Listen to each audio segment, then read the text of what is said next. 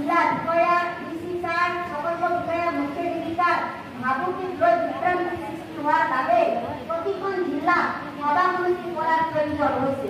সেয়েহে 5টা গ্ৰুপ বনাই জিলা ভাগ কৰি সাংগঠনিক দিশ খবৰ কৰাৰ প্ৰস্তুতি লোৱা হৈছে। গ্ৰুপ কেইটা এনে ধৰণৰ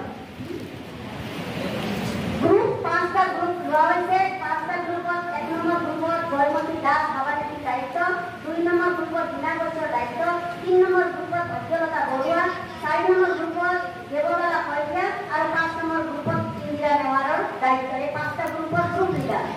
এই 1 নম্বৰ গ্ৰুপৰ জয়মতী দাস, তেখেতৰ লগত আছে নীলা পাঠক, মণিকা দত্ত, ললিতা কলিতা।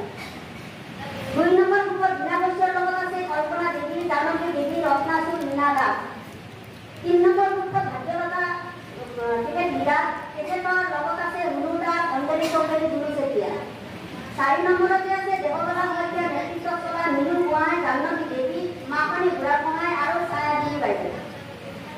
5 নম্বৰতে আছে ইন্দিৰা নেৱাৰৰ লগত জয়মতী ডেকা, কৃষ্ণা ভয়াৰী, অপৰ্ণা দাস, কণিকা ঘোষ, ৰেণু দেৱী। 1 নম্বৰ গ্ৰুপৰ জয়মতী দাসৰ নেতৃত্বত তেওঁৰ জিলাৰ দায়িত্ব হ'ল গোৱালপাৰা, ধুবুৰী, নগাঁও, হোজাই, কাজিৰঙা, বঙাইগাঁও। বীণা ঘোষৰ লগত থকা গ্ৰুপত বাক্সা, বৰপেটা, নলবাৰী, চিৰাং, কামৰূপ, গোলাঘাট। ভাগ্যলতা বৰুৱাৰ দায়িত্বত থকা হ'ল দৰং, শোণিতপুৰ, কামৰূপ মহানগৰ, দক্ষিণ কামৰূপ। দেৱবালা শইকীয়াৰ লগত থকা গ্ৰুপত যোৰহাট, মাজুলী, লখিমপুৰ, তিনিচুকীয়া, শিৱসাগৰ, চৰাইদেউ, ডিব্ৰুগড়, ধেমাজি। ইন্দিৰা নেৱাৰৰ লগত থকা গ্ৰুপৰ লগত তামোলপুৰ, কোকৰাঝাৰ, ওদালগুৰি, মানকাছাৰ, ডিমা হাছাও, মৰিগাঁও, কাছাৰ, হাইলাকান্দি, কলিম্পং। এই দায়িত্ববিলাক দিয়া হৈছিল। তাৰোপৰি আপোনালোকে জিলা বা প্ৰকল্পৰ ব্যক্তিয়ে ময়ো আছো যদি কয় আপোনালোকে ইয়াত আমাৰ লগত সংলগ্ন কৰিব পাৰে। কাৰণ গ্ৰুপ লিডাৰ 5-6জন হ'ব পাৰে।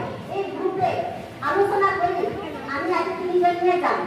আজি আমি নহয়, আমি নগাঁও জিলাৰ বাক্সা জিলাৰ আমি অমুকে যাম।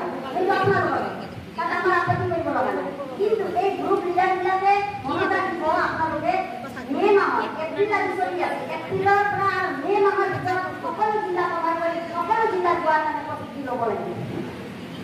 এইখিনি জিলা নেতৃত্বৰ লগত আলোচনা কৰিব আৰু দুটামান প্ৰশ্ন হেৰি আছে। মাননীয় নীতিৰ ঘোষণা নহ'লে জুন মাহৰ 2য় সপ্তাহত স্কুল কাৰ্যসূচী লোৱা হ'ব 22 তাৰিখৰ সিদ্ধান্ত মতে।